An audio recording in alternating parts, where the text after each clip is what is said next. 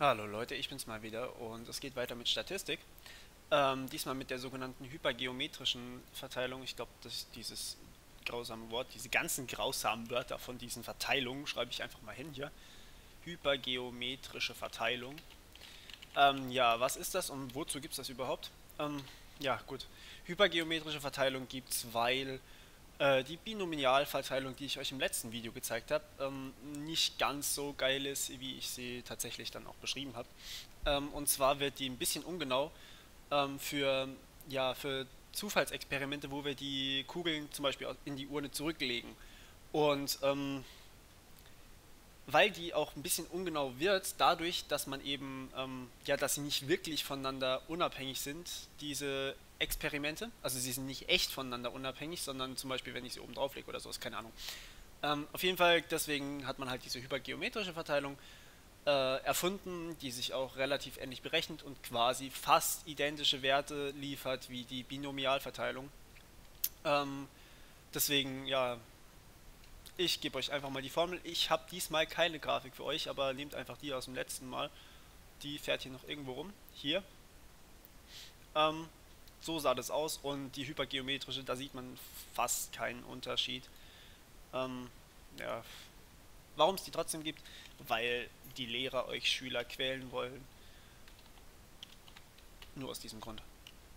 Ich will euch nicht quälen, ich will euch helfen, dass ihr das, was auch immer ihr schreiben müsst an Klausur oder auch wenn es euch interessiert, dass ihr es möglichst einfach habt.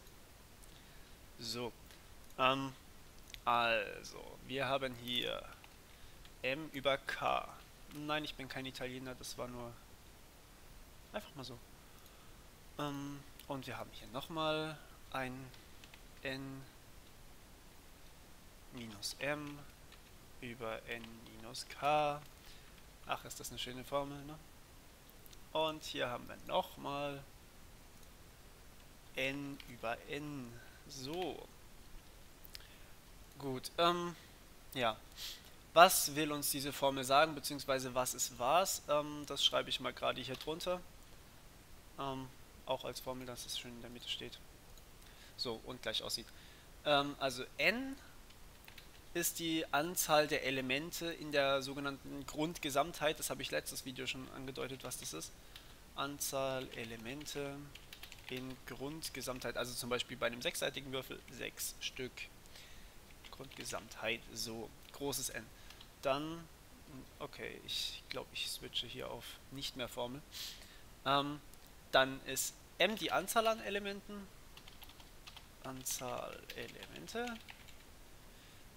die wir haben wollen. Also sowas wie, also bei der bei wie heißt die, Binomialverteilung hatten wir ja das Problem, dass wir quasi nur True oder False oder halt Success oder nicht Success hatten. Und hier können wir tatsächlich auch ein bisschen mehr machen. M ist dann die Anzahl an Elementen, die für uns günstig wäre. Also nehmen wir mal an, wir wollen aus einer Urne rote Kugeln ziehen. Das hatten wir, glaube ich, letztes Mal das Beispiel. Ähm, dann wären die roten Kugeln, beziehungsweise genauer genommen die Anzahl der roten Kugeln, wären für uns die günstigen Fälle und alle Kugeln, also die roten und letztes Mal waren es die schwarzen, also diesmal auch wieder die schwarzen, die roten plus die schwarzen wären die Elemente der Grundgesamtheit, beziehungsweise die Anzahl. Ja, so, n, also nein, böse, kleines n, ist die Anzahl der, jetzt bin ich verrutscht, Sekunde, ist die Größe der Stichprobe, Größe der Stichprobe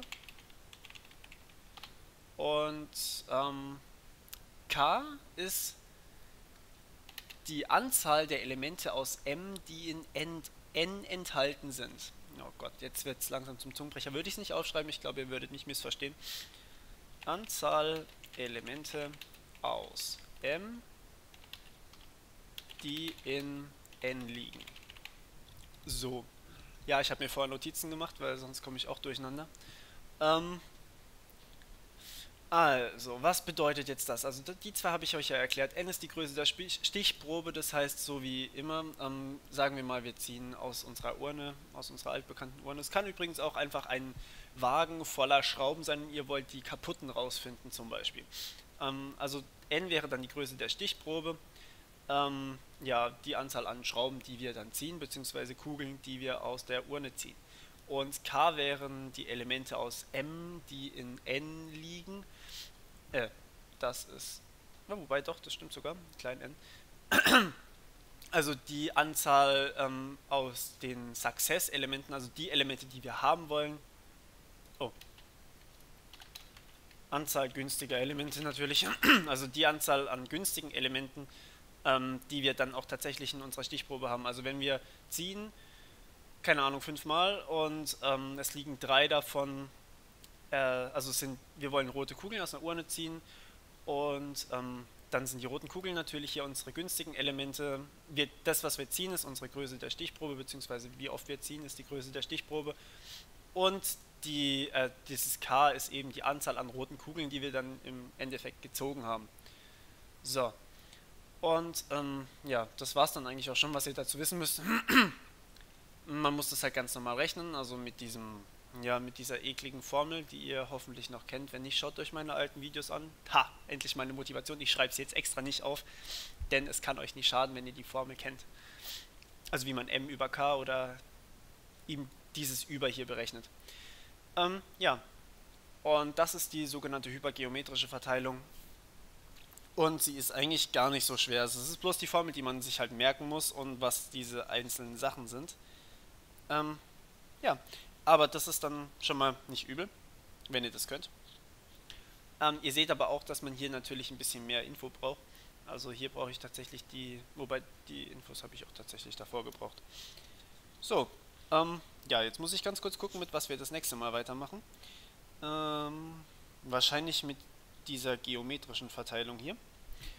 Und ja, das war's. Das war ein ziemlich kurzes Video. Es war auch relativ ähnlich wie das letzte, deswegen nicht allzu lange.